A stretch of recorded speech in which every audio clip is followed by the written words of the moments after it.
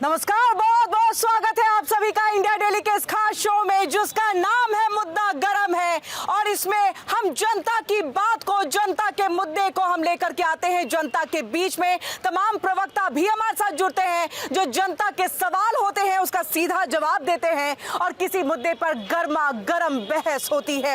ऐसे में आपको बता दें कि आज का मुद्दा बहुत अहम है, बहुत खास है, क्योंकि चुनाव बीएमसी का महाराष्ट्र में हो रहा है। वहां पर पहुंचे असदुद्दीन ओवैसी जो है बीएमसी चुनाव में जब प्रचार करने पहुंचते हैं तो वहां पर उत्तर प्रदेश के मुद्दे को उठाते हैं, यानी जामा मस्जिद का विवाद मुद्दा बना करके उत्तर प्रदेश की फिजाओं में घुमाने और कहे कि 2027 की एक तरह से तैयारी की कोशिश में असदुद्दीन ओवैसी लग गए हैं। अब उनका यही कहना है कि नरेंद्र मोदी सरकार के वक्त में जो वक्फ का काला कानून लाया गया उसने मस्जिदों को पूरी तरह से तहस नहस कर दिया और उसके आधार पर अब ये बुलडोजर कार्रवाई लगातार जारी है। आपको बता दें कि असदुद्दीन ओवैसी ने जब आखिरी दिन बीएमसी चुनाव के लिए प्रचार तो उस वक्त में इस बात को उठाया कि शाही जामा मस्जिद जो है वो बहुत पुराना एक हेरिटेज है, उसे तोड़ने की तैयारी चल रही है। हिंदू मुस्लिम से उसको कन्वर्ट कर दिया। तो क्या अगर कोई अवैध निर्माण है, तो क्या अगर सरकारी किसी भी जमीन पर कोई मस्जिद बनाई गई है तो क्या वो होना चाहिए? मसला वैसे तो कोर्ट के अंदर है, लेकिन इस मसले को, इस मुद्दे को उठा करके असदुद्दीन ओवैसी अपनी 2027 के चुनाव में मुद्दे को भुनाते हुए मुस्लिम वोट बैंक की राजनीति कर रहे हैं। इसी मुद्दे पर आज हम खास चर्चा करेंगे। हमारे साथ यहाँ पर खास पैनलिस्ट जुड़ चुके हैं। हाजी नाजिम जी जुड़ चुके हैं, पीस पार्टी के प्रवक्ता हैं। अनंत अमित जी हमारे साथ जुड़ चुके हैं, बीजेपी के स्पोक्स पर्सन हैं। बहुत बहुत स्वागत है। और वही हमारे साथ आलोक वत्स जी हैं, वो भी हमारे साथ राजनीतिक विश्लेषक के तौर पर जुड़ चुके हैं। आप सभी का बहुत बहुत स्वागत है। और जनता हमारे साथ जुड़ चुकी है तालियों की गड़गड़ाहट के साथ। मुद्दा गरम है, इसका शो की शुरुआत हो जाए। और सबसे पहले हम तमाम प्रवक्ताओं का रुख करें, जानने समझने की कोशिश करें। सबसे पहले जनता के बीच में जाते हैं और आपसे आप बताइए, अगर कहीं पर अवैध निर्माण या फिर ये कहें कि सरकारी जमीन पर कोई निर्माण हुआ है, चाहे कोई भी धार्मिक स्थल, क्या उसका टूटना जायज है या नहीं? जायज है, होना चाहिए। अच्छा, क्यों? बात में ओवैसी जी तो कह रहे हैं कि ये मस्जिदों पर, मुस्लिमों पर जो है एक तरह से ये किया जा रहा है, प्रहार किया जा रहा है। ऐसा कुछ नहीं मैडम, वो अवैध निर्माण है तो होना चाहिए वहाँ पर। आप क्या मानते हैं? बिल्कुल सही बात है, तोड़ना चाहिए। बुलडोजर कार्रवाई होनी चाहिए। बुलडोजर तो पहले होनी चाहिए। बुलडोजर पहले होनी चाहिए। आप क्या मानते हैं? ये कार्रवाई होनी चाहिए। जनता है, आप नहीं कहेंगे। असदुद्दीन ओवैसी के कहने का मतलब क्या रह जाएगा, बताइए? अवैध तो यहाँ करोगे तो यहाँ भी टूटेगा। यहाँ पर भी अवैध निर्माण होगा तो यहाँ पर भी टूटेगा। आपका क्या छोड़ते हैं? हाँ भाई, अवैध तो अवैध है। अवैध तो अवैध है। आप लोग आइए, इतने लोग जुड़े हुए हैं, थोड़ा बताइए। यहाँ पर आइए, सामने आइए, बताइए। अच्छा, तो फिर हिंदू मुस्लिम क्यों घुसा दिया जाता है? किसी भी अतिक्रमण को तोड़ने में अगर बुलडोजर कार्रवाई होती है तो ये बार बार क्यों कह दिया जाता है कि मुस्लिमों को इसमें टारगेट किया जा रहा है? वो सेलेक्टिव होता है। सिलेक्टिव होता है। जैसे आप देख लो, हर जगह मस्जिद, मजार, हर जगह अतिक्रमण। अवैध टूटना चाहिए बट वो सिलेक्टिव नहीं होना चाहिए। सिलेक्टिव नहीं होना चाहिए, तो सिलेक्टिव हो जाता है कई बार और ऐसा होता है। चलिए, आप लोगों की तरफ भी हम आएंगे। बताइए, मंदिर मस्जिद अगर अवैध है तो टूटना चाहिए? टूटना चाहिए। इससे क्या होता है कि डेवलपमेंट पे थोड़ा असर पड़ जाता है। अगर नहीं टूटेगा तो असर पड़ता है। कोर्ट में शाही जामा मस्जिद का मसला भी चल रहा है, तो क्या ये मुद्दे को उठा करके आप 2027 के लिए वोट बैंक खोज रहे हैं क्या? वोट बैंक का मसला नहीं, मसला तो हकीकत का होता है। सत्यता अगर परखी जाए तो कोई बुरी नहीं है। हाँ, तो आपको क्या उसकी खोज की जाए तो कोई बुरा थोड़ा ही है। अच्छा, तो अगर इसमें सत्यता खोजी जा रही है कि वो सरकारी जमीन पर बना हुआ है तो क्या होना चाहिए? गलत है। बिल्कुल गलत है। बिल्कुल गलत है। आप भी आइए, आप लोग आगे आकर के बताइए थोड़ा सा। अच्छा, बताइए क्या है जो शाही जामा मस्जिद में आज बुलडोजर चलेगा, उसको लेकर के क्या सोचते हैं? अगर कुछ भी देश में अवैध है उसको तो चलना, अवैध है जो भी इस पे चलना चाहिए। लेकिन यहाँ पर 500 साल की राजनीति की बात ये कही जा रही है कि 500 साल से, हाजी नाजिम जी सबसे पहले आपके पास आते हुए, 500 साल से एक हेरिटेज के तौर पर शाही जामा मस्जिद है, अब उसे तोड़ा जा रहा है तो वो गलत है, मुस्लिमों को टारगेट किया जा रहा है। असदुद्दीन ओवैसी का ये बयान और साथ ही ये कहना कि तुर्कमान गेट के पास में जो मस्जिद के आसपास का अतिक्रमण तोड़ा गया तो वो भी गलत था और गलत तरीके से हुआ। हाँ किरण जी, देखिए सबसे पहले मैं ये कहना चाहता हूँ कि संभल साहिब जामा मस्जिद का केस कोर्ट के अंदर चल रहा, विचाराधीन है, तो उस पर टिप्पणी ना करते हुए मैं सिर्फ ये कहना चाहूंगा कि 1526 के अंदर मीर हिंदू बेग ने वहां पर इसकी बुनियाद रखी थी। मीर हिंदू बेग कह रहा हूं मैं, हिंदू क्यों कह रहा हूं? क्योंकि वो ब्राह्मण था, लेकिन बाद में उसने अपने आप को मुस्लिम अपना लिया, इस्लाम धर्म अपना लिया। आप सबकी नॉलेज में ये होना चाहिए। लेकिन जिसकी हुकूमत जिस दौर में होती है, जमीन उसी की होती है, वहां बना लिया गया उस दौर के बादशाहों ने।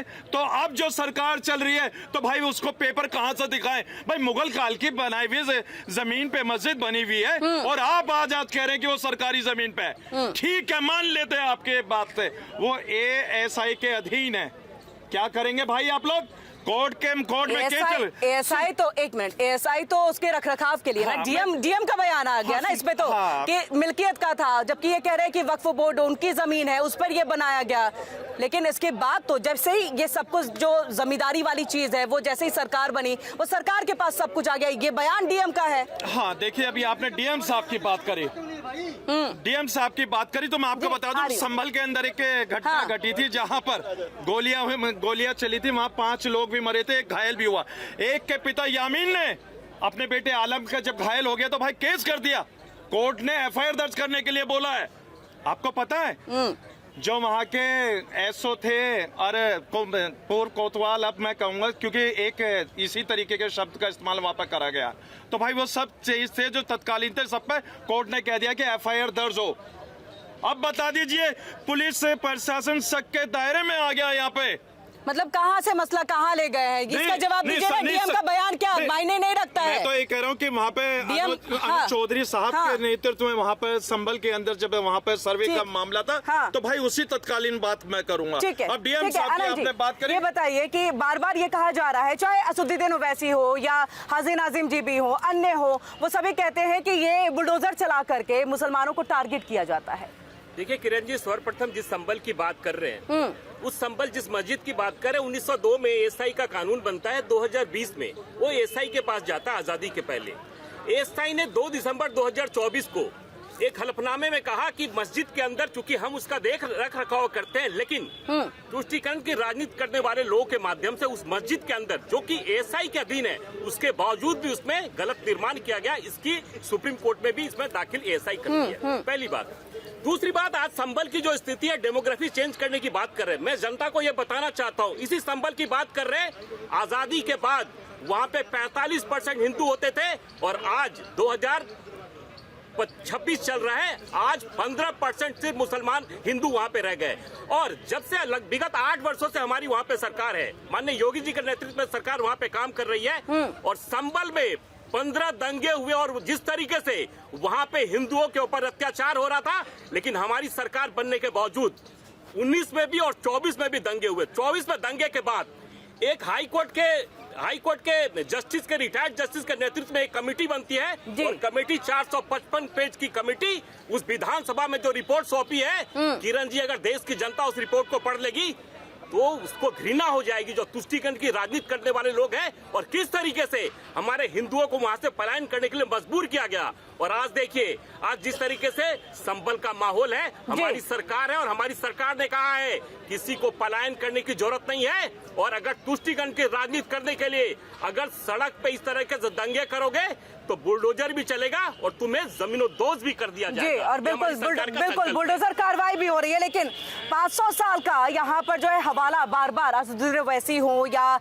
अन्य जितने भी मुस्लिम संगठन है या फिर मौलाना है, उनकी तरफ से दिया जाता है। ये 500 साल क्या किसी भी अवैध मस्जिद को बचा सकता है, चाहे वो सरकारी जमीन पे बने हो, चाहे किसी भी तरीके से बने हो, लेकिन लीगल नहीं है। देखिए किरण जी,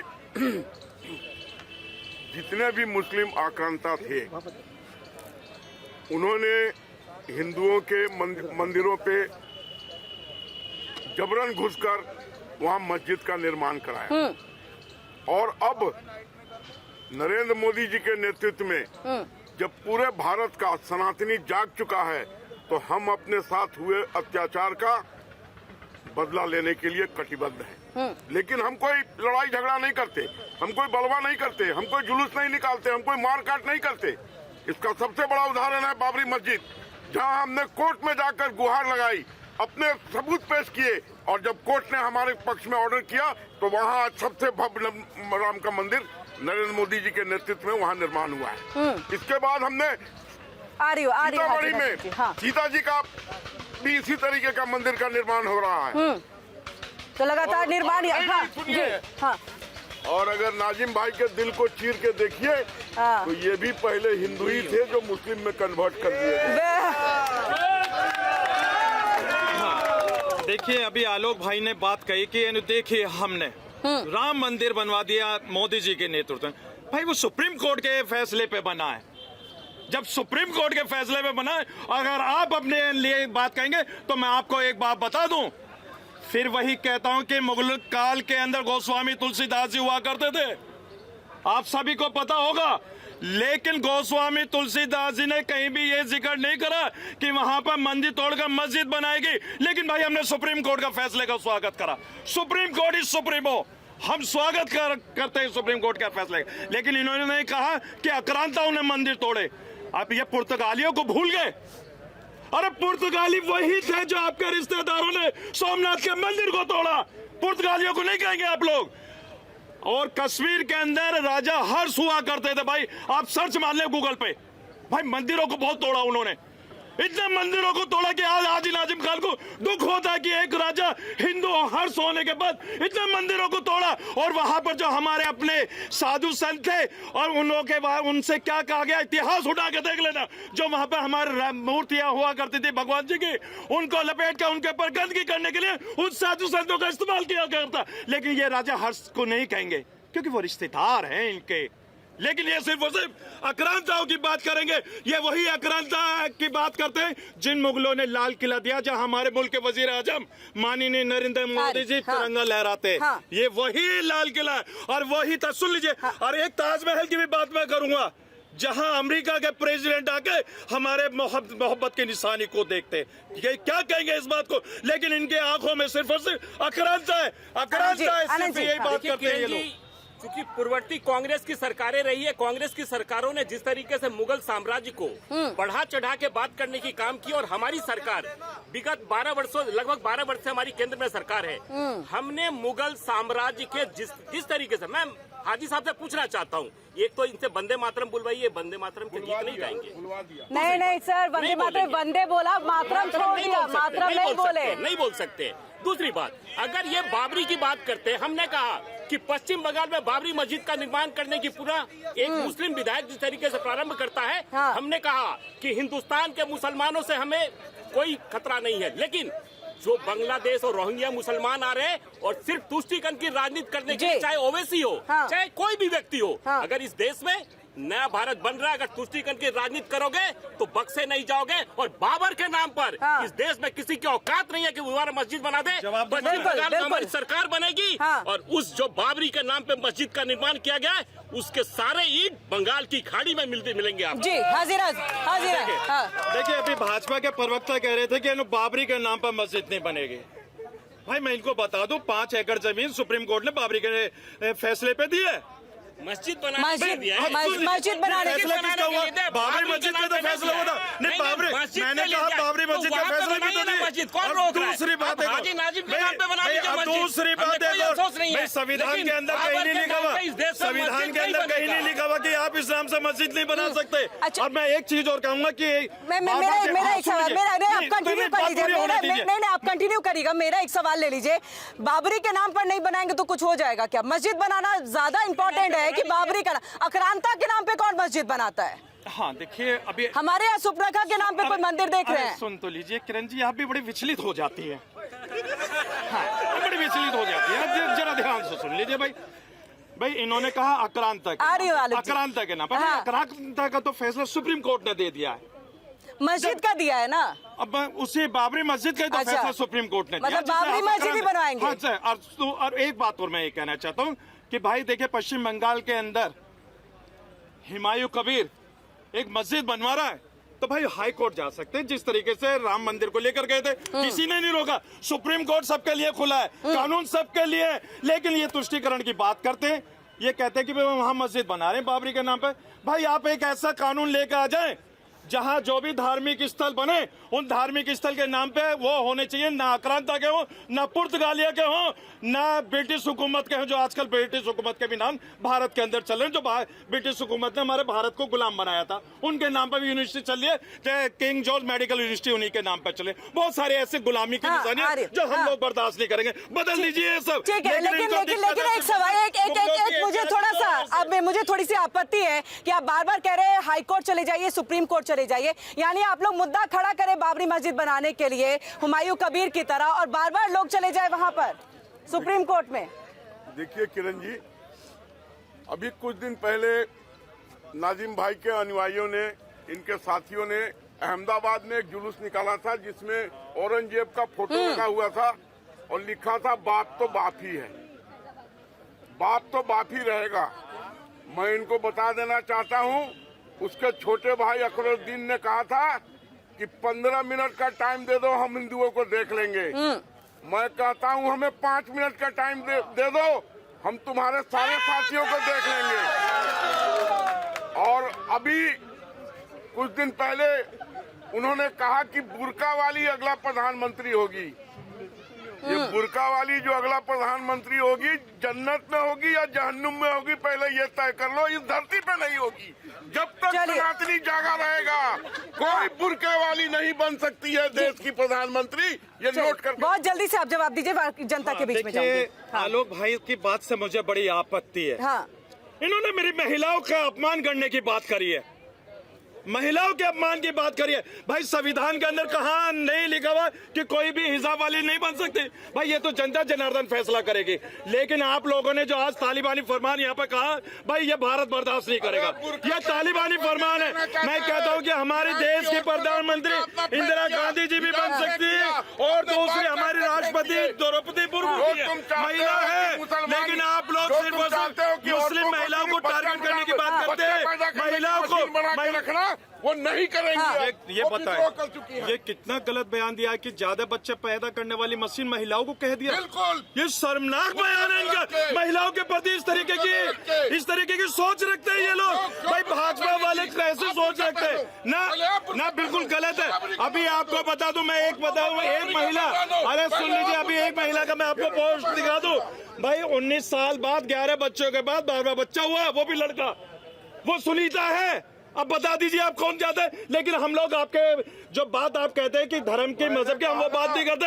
हम महिलाओं को मान सम्मान देते हैं। भाई महिला मेरे मजहब, सुन लीजिए भाई, मेरे मजहब इस्लाम के अंदर मुस्लिम महिला शहजादी है और हिंदू समाज के अंदर महिला देवी है। भाई हम तो सम्मान करने वाले। अरे महिला तो हिंदू समाज में हम पुरातन से जानते हैं, यस्न जंतु पूजनते तत्र मनते देवता। जहाँ नारी की पूजा होती है वहाँ भगवान का वास होता है। आपके जैसा नहीं कि सिर्फ बच्चे पैदा करने की मशीन समझ के रख दिया है।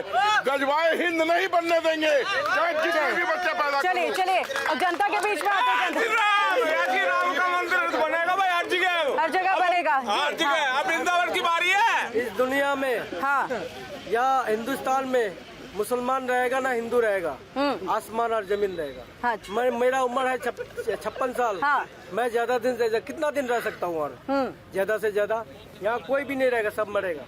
मरेगा तो सभी है। जो ये लोग कह रहे हैं हिंदू मुसलमान मंदिर मस्जिद, हाँ, इन लोगों से झगड़ा होता है, इन लोगों से लड़ाई होता है। हमारे पब्लिक से कोई लड़ाई नहीं है, पब्लिक से कोई झगड़ा लड़वाते हैं क्या? जब मैं घर से निकलता था, नहीं तो यही लड़वाते हैं। मैं बचपन से, इन्हीं का सवाल है, यही लड़वाते हैं क्या? अनाथ आश्रम बनवाओ, उसके लिए खर्चा करो। गरीब आदमी आइए सामने, आइए सामने। क्या नाम है आपका? क्या नाम है? उसके लिए अनाथ आश्रम बनाओ। मेरा नाम एमडी गुल मोहम्मद है। हाँ, उसके लिए बनाओ, गरीब आदमी के लिए बनाओ। जो आजकल किसी का बेटी का शादी नहीं हो रहा है, उसके लिए बोलो। हाँ, ये जो मेरे पास करोड़ों रुपए है, मैं किसी को दान कर दूं, किसी से कोई मतलब नहीं। हाँ, मैं किसी का मंदिर बनवा दूं, हाँ, किसी का मदरसा बनवा दूं, हाँ, वो मेरा बाप का कमाई है। हाँ, मेरा घर का पैसा है। लेकिन मदरसा आप बनवाएंगे तो आप कहाँ बनवाएंगे? जमीन किसकी होनी चाहिए? मेरा बाप का जमीन मैं बनवाऊंगा।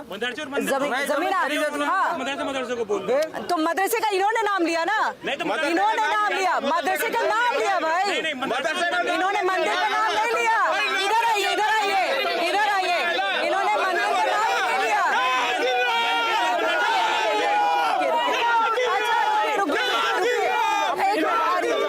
अच्छा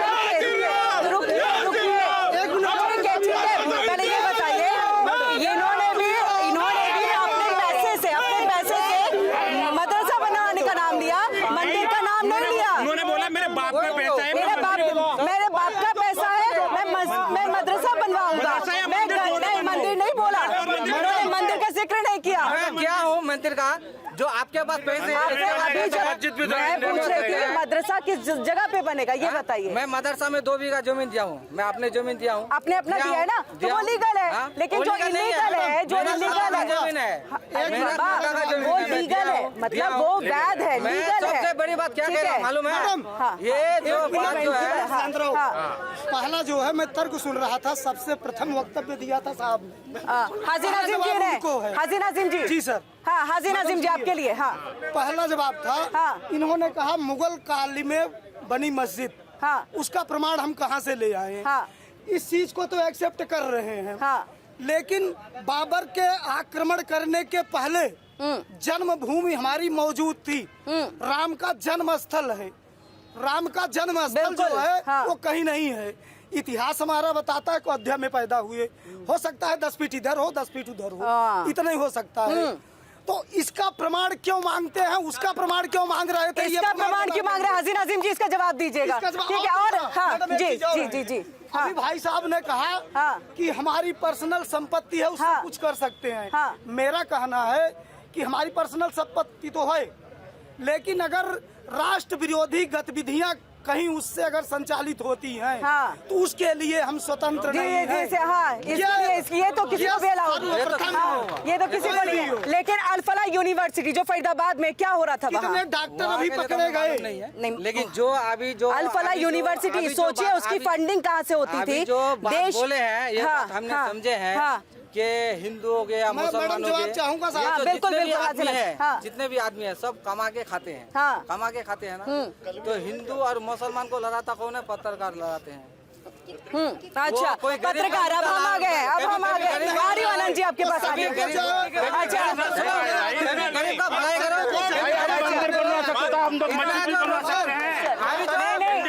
गरीब लोगों का देखिए एक मैं बात क्लियर कर दूं, पहले सुन लीजिए, बात क्लियर कर दूं। बात लीगल और इलीगल की हो रही है, बात वैध और अवैध की हो रही है। बात इसकी नहीं कि आप मंदिर बनवा सकते हैं या नहीं, मस्जिद बनवा सकते हैं या नहीं, सबका अधिकार संविधान में है। लेकिन लीगल तौर पे चीजें होनी चाहिए। और उस मंदिर, मस्जिद, यूनिवर्सिटी, अल-फलाह यूनिवर्सिटी सबके सामने एग्जाम्पल है कि किस तरह से वहां पर आतंक विरोधी गतिविधियां जो है वो चल रही थी। और वही दिल्ली ब्लास्ट में वही के जो डॉक्टर्स हैं वो पकड़े गए हैं। आपको पता होगा, मुझे लगा खबर से आप रूबरू होंगे। हाजी नाजिम जी, मैं आ रही हूँ आनंद जी आपके पास। देखिए अभी उन्होंने एक सवाल करा था। हाँ, कि 500 साल वाला। 500 साल वाला देश संविधान से चलता है। सुप्रीम कोर्ट इज सुप्रीम, सबकी सुप्रीम कोर्ट पर नजर रहती है। और भाई देखिए, आपने कहा कि 500 साल से चल रहा है, ठीक 500 साल का फैसला भी सुप्रीम कोर्ट ने दे दिया, तो उसकी बात की फिक्र आप लोग मत करें। सुप्रीम कोर्ट सुप्रीम हो। और रही बात ये कि भाई अभी आपने अल-फलाह यूनिवर्सिटी की बात करी थी, अल-फलाह की, मैं ये कहता हूँ कि किसी भी यूनिवर्सिटी के अंदर अगर कोई भी देश के विरोध गतिविधियां चलती है तो उसके खिलाफ पीस पार्टी खड़ी बिल्कुल, हाँ, है ना। हाँ। और दूसरी बात, लेकिन माता वैष्णो एक यूनिवर्सिटी बनती है, वहाँ 42 मुस्लिम लड़कों का सिलेक्शन हो जाता है, वो यूनिवर्सिटी बंद कर दी जाती है। हाँ। ऐसा नहीं चलेगा हाँ, देश हाँ, में। ऐसे ही चलेगा तालीम देश तो में। सबका अधिकार है, ऐसे ही तालीम मिलनी चलेगा चाहिए। देश में। किरण जी से पूछिए, 53 सीट था उस यूनिवर्सिटी में, वैष्णो देवी यूनिवर्सिटी में। 53 में 49 सीट इन लोगों ने किसको दे दिया? एक समुदाय के लोगों को, सिर्फ मुस्लिम विद्यार्थियों को, और वो कैंसिल करने का काम झूठ हमारी बोलते हैं, सरकार ने जानकारी लेकर नहीं बैठते। दूसरी बात, अभी हमारे मित्र कह अरे रहे भाई, थे ना, अपने 42 पैसे का मुस्लिम बनाने जो का। एजुकेशन में पास होने के बाद सेलेक्ट हो गए, नहीं, नंबर आया कैंसिल हो उनका। गया, चिंता आप मत करिए। झूठ मत बोलिए। पूरे आप जनता झूठ मत सड़कों बोलिए, पर थी, देश के जम्मू की अंदर। सड़कों पर भाई, थी, तालीम और वो हमारा कैंसिल हो अधिकार है, गया। वो हम लोगों से नहीं मैं छीन मित्र सकते भाई आप। आपको बताना चाहता हूँ, इसी देश में, आप मस्जिद की बात करें तो अपने पैसे से बनाने के लिए, इसी देश में आज तक कोई भी मस्जिद और मंदिर भारत सरकार के पैसे से नहीं बना। लेकिन कांग्रेस के पार्टी पहले प्रधानमंत्री स्वर्गीय श्री जवाहरलाल नेहरू ने इसी बाबरी मस्जिद को बनाने के लिए सरकारी कोष का प्रयोग करने का कोशिश किया था, लेकिन वो हो नहीं पाया। तीसरी बात, अभी किरण जी ने बहुत अच्छा कहा था, अल-फलाह यूनिवर्सिटी की बात कही थी। अल-फलाह यूनिवर्सिटी में क्या हो रहा था? हम ये कहते हैं कि हर मुसलमान आतंकवादी नहीं होता, लेकिन आतंकवादी मुसलमान ही क्यों होता है? ये भी एक प्रश्न है ना। अल-फलाह यूनिवर्सिटी में क्या हो रहा था? आ रही डॉक्टर क्या कर रहे थे? डॉक्टर क्या कर रहे थे? डॉक्टर क्या कर रहे थे? हाँ। ये समुदाय ये क्या मैसेज देना चाहते हैं समाज को? तो ये white collar module terror, white collar module terror. देखिए, मैं भाईजान से पूछना चाहता हूँ ये आपके लिए, हाँ, कि आ रही हूँ आपके पास, आ रही हूँ। देश में वक्फ बोर्ड के पास हाँ। भारत की तीसरी सबसे बड़ी जमीन है। हाँ। पहला आर्मी के पास है, दूसरा रेलवे के पास है और तीसरा वक्फ बोर्ड के पास है। और मैं ये पूछना चाहता हूँ कि अगर वक्फ बोर्ड उस पे एक फसल भी उगाती तो हजारों करोड़ में उसका आमदनी होता, लेकिन उसका आमदनी सिर्फ कागज पे 180 करोड़ दिखाया गया है। और वहाँ पर अवैध मॉल, अवैध दुकानें, अवैध होटल बना के वो जेब में अपने पैसा रख रहे हैं। और मैं भाईजान से पूछना चाहता हूँ, अगर वक्फ बोर्ड इतना पाक साफ है तो 32,000 मुसलमानों ने वक्फ बोर्ड पर केस किया है कि इन्होंने अवैध ढंग से हमारी जमीन कब्जा ली है। मुसलमानों ने ये वक्फ बोर्ड पर केस किया हुआ है, इसका कोई जवाब है आपके पास? चलिए मैं आऊंगी आपके पास। हाँ जी, आ रही हूँ सर, आपके पास आ रही हूँ। हाजी नाजिम जा रही हूँ, आप कुछ कह रहे थे। नहीं, इन्होंने बोला है मुसलमान जो है आतंकवादी होता है, हर एक मुसलमान नहीं होता। नहीं, उन्होंने बोला है कि हर मुस्लिम आतंकवादी नहीं होता है, लेकिन हर आतंकवादी मुस्लिम क्यों होता है? नहीं तो उनसे मैं इनसे पूछ रहा था, गोडसे कौन है? गोडसे मुसलमान है। हाँ, हिंदू है। हिंदू है। हाँ, हिंदू है। हाँ, उनका नाम इन्होंने क्यों नहीं लिया? मुसलमान क्यों? अच्छा, वो परसेंटेज कितना? एक इंसान और उसका क्या हुआ हश्र? ये बताइए, उसका क्या हुआ हश्र? अभी भी उनके उसका क्या हुआ हश्र? अभी भी RSS के गोद में है ना। अच्छा, उनकी पूजा क्या हश्र हुआ ये तो बताइए। गोडसे की कितनी पूजा होती है? गोडसे को कितने लोग यहाँ पर मानते हैं? समर्थन करते हैं। ठीक है, मैं उसका, आप समर्थन करते हैं गोडसे का समर्थन करते हैं? किरण जी, 65 वर्षों तक इस देश में कांग्रेस की शासन रही। देखिए, आप ही के सवाल के जवाब। 65 वर्षों तक कांग्रेस ने शासन किया। कांग्रेस 3 बार गोडसे के विषय में ये जांच सुनिए, जवाब नहीं देंगे, हम पूछेंगे आदमी है कि नहीं। लेकिन 3 बार के प्रमाण में ये सरकार तय नहीं कर पाई कि गोडसे RSS का था कि नहीं। ये तो कांग्रेस की नाकामी थी ना। अगर कांग्रेस बार बार आरोप लगाती रही, 65 सालों में कांग्रेस ये प्रमाणित नहीं कर पाई कि गोडसे RSS का आदमी था। माननीय प्रधानमंत्री अटल बिहारी वाजपेयी जी ने लोकसभा में कहा कि आपने जांच करवाई थी, आपको ये पता चला। हम तो नहीं कहते कि गोडसे RSS का आदमी था, लेकिन कांग्रेस कहती रही, तो कांग्रेस जांच करके क्यों नहीं पता करवा पाई? और गोडसे ने जो किया, उसका गोडसे को भारत सरकार ने उसका इनाम दे दिया था। वो कहाँ पे गया ये पूरी देश की जनता जानती है। बिल्कुल, और इसी के साथ तालियां हो जाए। जब प्रवक्ता इस तरह से बोल रहे हो तो तालियां होनी चाहिए। आप कुछ कह रहे थे, आप लोग में। हाँ, आप कुछ कह रहे थे। मैं ये पूछना चाहता हूँ, जो भी मुसलमान प्रवक्ता होंगे यहाँ पे। हाँ, हाजी नाजिम जी हैं, पीस पार्टी के प्रवक्ता। बुरा मत मानिएगा, सब जगह ये बोला जाता है मोदी बुरा है, मोदी ये कर रहा है, मोदी फलाना कर रहा है। जिस समय गवर्नमेंट पैसा देती है वो ये देख के नहीं देती कि ये मुसलमान को जा रहा है, हिंदू को जा रहा है या किसी और कास्ट को जा रहा है। उस समय 1 तारीख को सारे लाइन में लगे होते हैं, तब जाके कहें कि 2000 में नहीं, हम 2000 पल्ले से दे रहे हैं। सारी संस्थाएं देख लो गवर्नमेंट की, उसमें हिंदू के कम मिलेंगे, मुसलमान भाई बहन सबसे ज्यादा मिलते हैं। सारी यूज आप करते हो सब और उसके बाद गाली बकते हो देश को।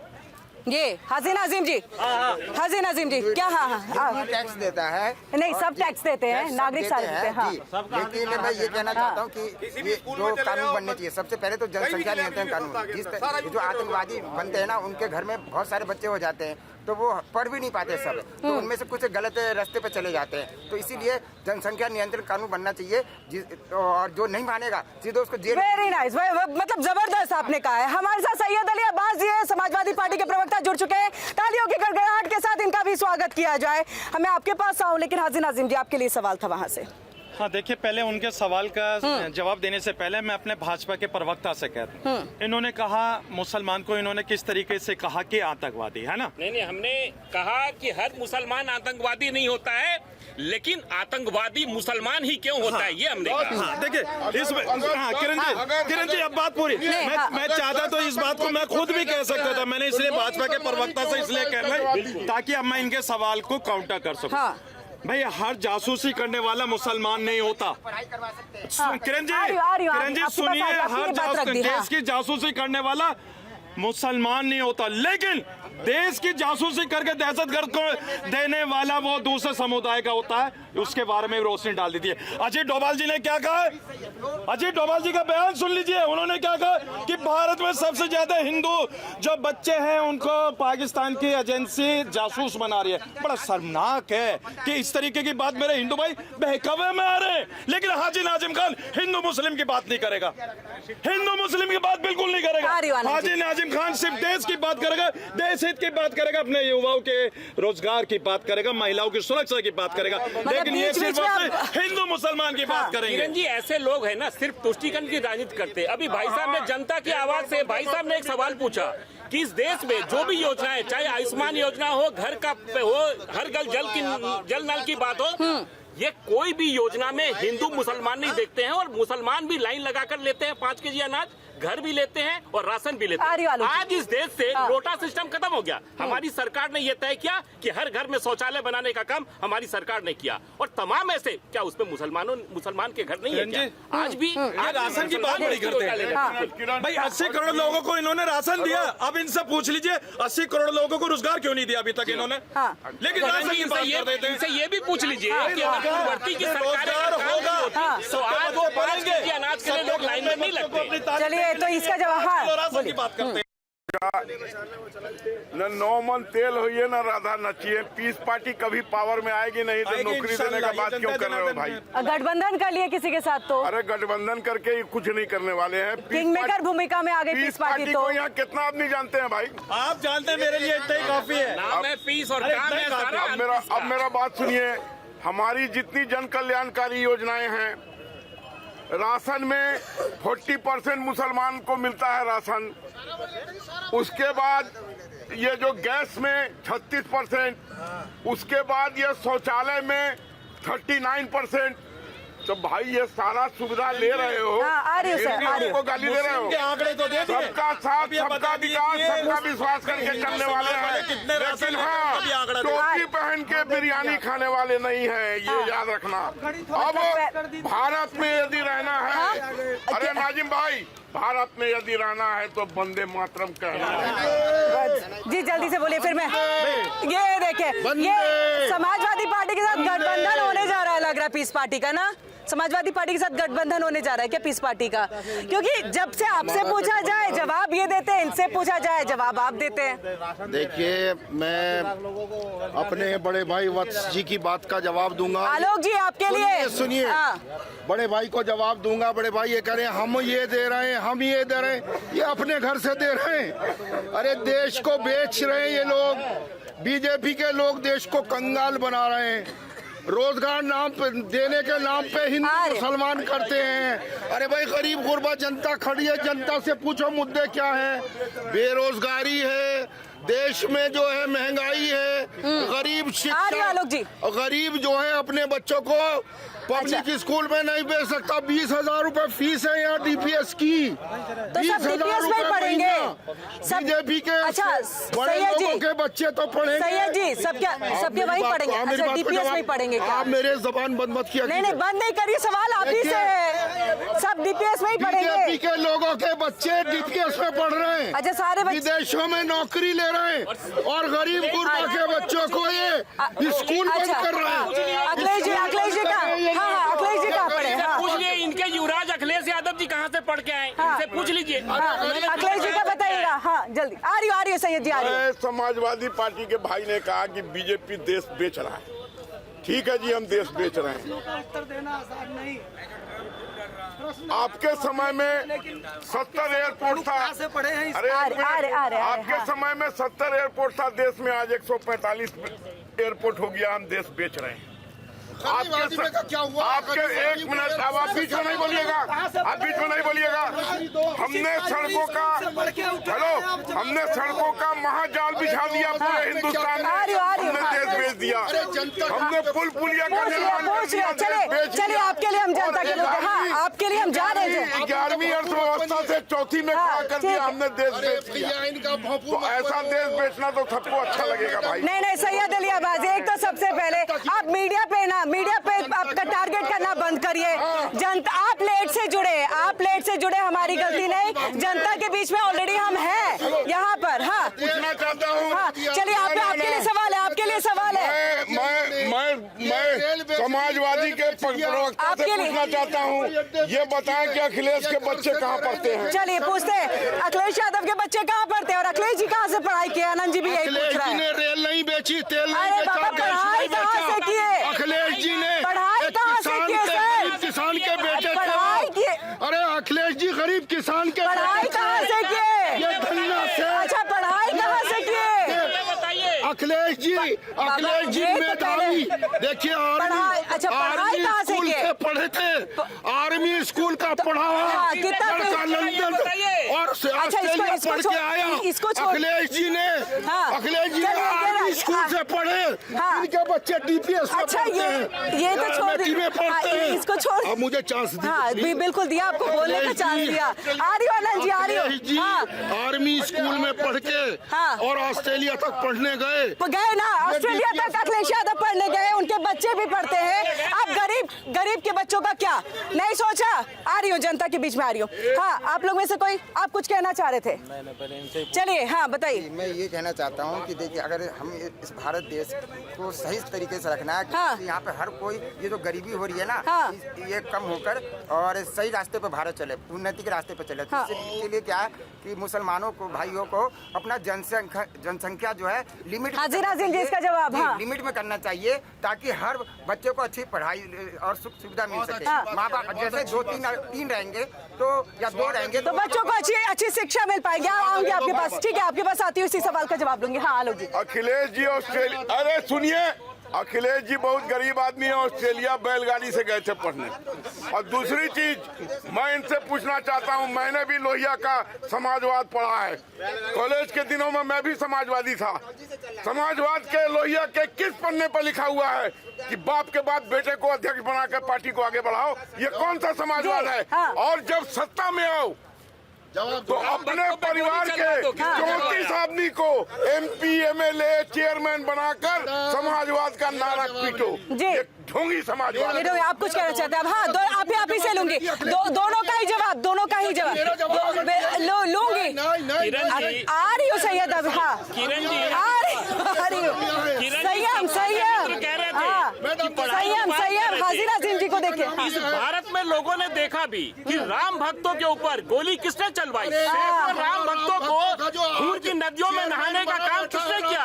यही मौलाना मुलायम नहीं किया था ना? ये भी, इसमें भी तो कुछ बोलिए। आज के ऊपर गोली जो चलाई थी वो अरे सरकार किसकी थी? सरकार किसकी थी? मंदिर का चेयरमैन है आपकी थी ना? अरे वो मिश्रा चेयरमैन है वो आज तुम्हारा बनाया हुआ।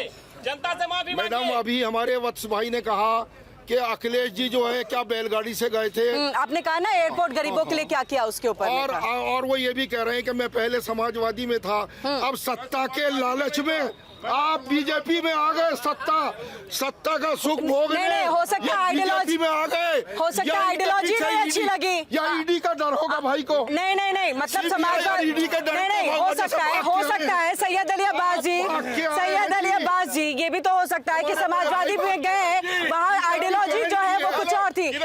कीजिए, हाँ, समाजवादी के मेरे भाई बहुत गरीब है, साइकिल से आए हैं, कौन सा साइकिल है इनका दिखाएं? पैदल आए, गाड़ी से आए, अपनी कार है इनकी। अच्छा हाजिर नाज़िम जी, एक तो सबसे पहले कि यहाँ पर जो सवाल उठा है जनता के बीच में कि मुस्लिमों को ये चाहिए कि पॉपुलेशन को कंट्रोल करे, और जब भी ये बात होती है तो वहीं पर जो है वो झंडा बुलंद हो जाता है कि ऐसा कैसे, और आप लोग जो है वो वार कर रहे हैं, टारगेट कर रहे हैं। हाँ देखिए, मैंने पहले भी एक बात कही कि हिंद कैसे बनेगा जब देखिए, सुन तो लीजिए भाई, सुन लीजिए आलोक जी, अब सुन लीजिए, आप ही के काम की बात है। हाँ। भाई आपके काम की बात इसलिए कह रहा हूँ क्योंकि आप लोग गजवा हिंद की बात करते हैं, क्योंकि वो आपके मन में और तन में बस चुका। भाई हमारे में नहीं है, हमारे बिल्कुल जो मन में और तन में है सिर्फ और सिर्फ भारत है।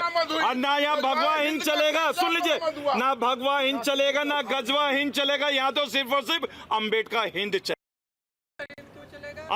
इसका अम्बेडकर हिंद क्यों नहीं चलेगा? संविधान को नहीं मानते भाई? संविधान है, बिल्कुल अम्बेडकर जी का संविधान चलेगा।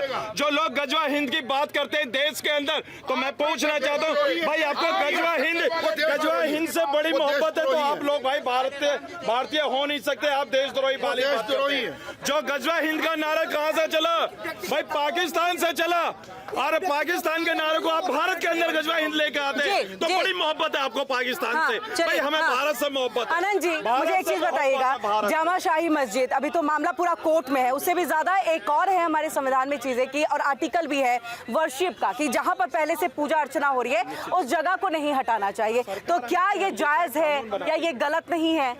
देखिए किरण जी, सर्वप्रथम तो अभी सरकार ने इस तरह का कोई निर्णय नहीं लिया है, चूंकि वो मामला न्यायालय में है। लेकिन वहाँ के डीएम ने ये कहा है कि ये जमीन जो थी ये सरकारी जमीन पे मस्जिद बनी हुई है, अब न्यायालय तय करेगा और हमारी सरकार है, हमारी सरकार संविधान के तहत काम कर रही है। निश्चित तौर पे न्यायालय जो कहेगा सरकार उस हिसाब से काम करेगी। नहीं, लेकिन सुनने में आ रहा है कि आज बुलडोजर वहाँ पर कार्रवाई होगी। नहीं, देखिए ये अफवाहें हैं। निश्चित तौर पे मैं आपके माध्यम से देश की जनता को और उत्तर प्रदेश की जनता को बताना चाहता हूँ कि हमारी सरकार जो भी काम कर रही है, चाहे बुलडोजर एक्शन हो, चाहे लंगड़ा एक्शन हो, तो सारे संविधान के तहत कर रही है। संविधान के दायरे में रह के कानून के तहत अपना काम करिए। सरकार उसी तरीके से काम करेगी। जो न्यायालय का आदेश आएगा और जो अवैध होगा उस पर निश्चित तौर पर बुलडोजर चलेगा। सैयद अली अब्बास जी, इस बात को बताइएगा कि ऐसा नहीं लग रहा है कि पश्चिमांचल में आप लोगों के लिए मुश्किलें हो जाएंगी? अब्बास जो सैयद, माफ कीजिएगा, असदुद्दीन ओवैसी है, उनके तरफ से महाराष्ट्र से जो है एक टारगेट किया जा रहा है यहाँ के संभल शाही जामा मस्जिद को। देखिए, असदुद्दीन ओवैसी को अभी जो है इन्होंने खरीदा है। कुछ दिन पहले वो भगोड़ा जो है वो जहाँ जाता है हिंदू मुसलमान की बात करता है, उसके खिलाफ FIR क्यों नहीं होती? ये बताइए, जब वो हिंदू मुसलमान को लड़ाता है तो उसके खिलाफ उसके घर पे बुलडोजर क्यों नहीं चलता? ये बताइए। अरे तेलंगाना में आपकी सरकार है, क्यों नहीं केस करवा? अरे उसके घर पे बुलडोजर चलाइए, कांग्रेस की सरकार है, केस करवाइए ना। वो तो तेलंगाना से आते हैं। ये तो समाजवादी पार्टी से नहीं, सरकार है ना, समाजवादी पार्टी से। इसका मतलब ये पढ़ लिख कर नहीं आते, इनको पता नहीं है, ये सिर्फ हवाई बातें करते हैं। ये हिंदू मुसलमानों के लड़ाने की बात करते हैं। असदुद्दीन ओवैसी दलाल है बीजेपी का, उसको उन्होंने पाल रखा है। शब्दों का थोड़ा सा ध्यान। सैयद अली अब्बास जी इस बात का जिक्र करते हैं कि असदुद्दीन ओवैसी जो है वो बीजेपी के हैं, बी पार्टी है। देखिए, असदुद्दीन ओवैसी इनकी कब्र खोद रहा है हर जगह। कब्र तो और उत्तर प्रदेश में भी कब्र खोद रहा है, इसलिए ये उसको हमारा हितैषी बोल रहे हैं। हमारा हितैषी वो कैसे हो सकता है? जो बुरके वाली प्रधानमंत्री चाहता हो वो हमारा हितैषी कैसे हो सकता है? अरे प्लीज, ये असदुद्दीन ओवैसी आपको बड़ा लाभकारी लग रहा था, इसे जेल क्यों नहीं भेजते? ये बताइए। क्या किया जो उसने वो जहर घोल रहा है। देखिए, वो जहर घोल रहा है। ओवैसी साहब यदि मान लीजिए वो बिहार में बात कर रहे थे कि 18% बिहार में मुसलमान है, उस मुसलमान को आप डिप्टी सीएम बनाने की बात नहीं करते, 3% वाला को बात करते हैं। वो कह रहा है कि मुसलमान क्या दरी बिछाएगा क्या? वो इन जैसे तुष्टिकरण की राजनीति करने वाले मुसलमानों को दुख इस बात का है कि ओवैसी बात बिहार में कर रहा था, 18% मुसलमान की बात कर रहा था, लेकिन ये 18% मुसलमान वहाँ क्यों दरकिनार कर दिया? वहाँ क्यों दरकिनार कर दिया? नहीं, वहाँ क्यों दरकिनार कर दिया? वो तो आपके साथ आना चाह रहे थे। आ रही हाजिर नाजिम जी। अरे मैं कह रहा हूँ ओवैसी को जेल भेजना चाहिए। ओवैसी जेल ओवैसी गया तेल लेने। आप अखिलेश जी को कहिए कि अगला मुख्यमंत्री समाजवादी का मुसलमान को घोषित कर दे तब। अरे हमारे यहाँ कोई मुसलमान कोई हिंदू नहीं होता, तुम्हारी फसल है ये, तुम काटते हो हिंदू मुसलमान की फसल। हमारे यहाँ जो चुन के आएगा वो जो है देश का जो है, जो मंत्री बनेगा, संतरी बनेगा, तुम्हारे यहाँ तुम्हारे परिवार के लोग बनते हैं। तुम्हारे यहाँ तुम्हारे बाप कितनी पुरानी? अच्छा, सैयद अली अब्बास जी, समाजवादी पार्टी कितनी पुरानी पार्टी? समाजवादी पार्टी की, अरे सैयद अली अब्बास जी, समाजवादी पार्टी कितनी पुरानी पार्टी? बहुत पुरानी है, बहुत पुरानी है। अभी तक में कौन कौन प्रमुख बने? मुख्यमंत्री बनने का मौका मिला तो किस किस को मिला? उसके बाद कौन बना? ये बता दे, इनका कौन कौन बने इनमें तो ये तो बताएं। आपको याद होगा दिग्विजय सिंह ने एक पोस्टर जारी किया था। दिग्विजय सिंह ने एक पोस्टर जारी किया था जिसमें RSS के प्रमुख मोहन भागवत दिखाई दिए। उस वक्त में अटल बिहारी वाजपेयी दिखाई दिए, उनके चरणों में बैठे प्रधानमंत्री नरेंद्र मोदी दिखाई दिए थे और उन्होंने कहा इनके संगठन की ये सबसे अच्छी बात है। अब मुझे आप ऐसी तस्वीर दिखाइए या बताइए। बीजेपी वाले तो देखिए, बीजेपी वाले तो गोडसे के नाम से मंदिर बनाते हैं। मतलब यानी बातों से पलट रहे हैं। वक्त की कमी है, वक्त की कमी है। हाँ, किरण जी देखिए, भाजपा के प्रवक्ता ने कहा कि ओवैसी साहब ने 18% के लिए डिप्टी सीएम की कुर्सी मांगी। अब देखिए, यहाँ भाजपा अपना बड़ा दिल दिखा देगी। मुसलमान प्रधानमंत्री तो छोड़िए, मैं कह रहा हूँ मुख्यमंत्री बना दीजिए किसी भी राज्य में। राष्ट्रपति मैं तो कहता हूँ मुख्यमंत्री बना दीजिए। भारतीय जनता पार्टी ने किया, मुख्यमंत्री आप बनाएंगे। कितने मुसलमान सांसद हैं इनके, उसमें ये बता दीजिए। देखिए किरण जी, कितने मुसलमानों को आपने लोकसभा का टिकट दिया जो मुस्लिम सांसद है, ये बता दीजिए। और कितने मंत्री हैं वो बता दीजिए लोकसभा के अंदर आपके मुसलमान। योजना का लाभ आप लेते हैं? अरे योजना का तो आप भी ले रहे हैं। नहीं, आप भी ले रहे हैं। सारे लोग मुसलमान को नहीं मिल रहा, अकेले मुसलमान को नहीं मिल रहा। लेकिन मुसलमान को कितना मिला है, ये हर बार सवाल उठता है। बहुत बहुत शुक्रिया आप सभी का हमारे साथ जुड़ने के लिए और ये बातचीत करने के लिए। जनता भी हमारे साथ जुड़ी थी, तमाम बहुत महत्वपूर्ण सवाल आपने उठाए। बहुत बहुत शुक्रिया। तालियों की गड़गड़ाहट के साथ मुद्दा गरम है का समापन यहाँ पर हो जाए।